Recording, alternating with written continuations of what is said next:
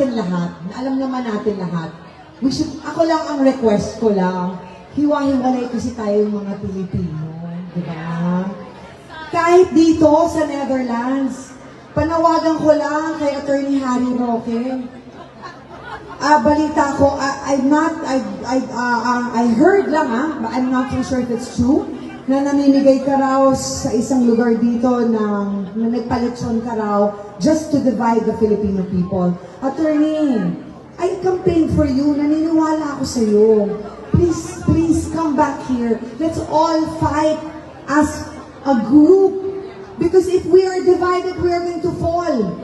Yung mga kakampings, we're all fighting for one goal. Is to end corruption.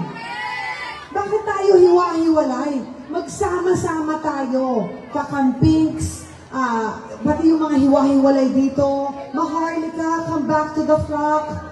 Please, please, let's all be here all together. We have one goal. Hindi tayo dapat maghiwa-hiwalay.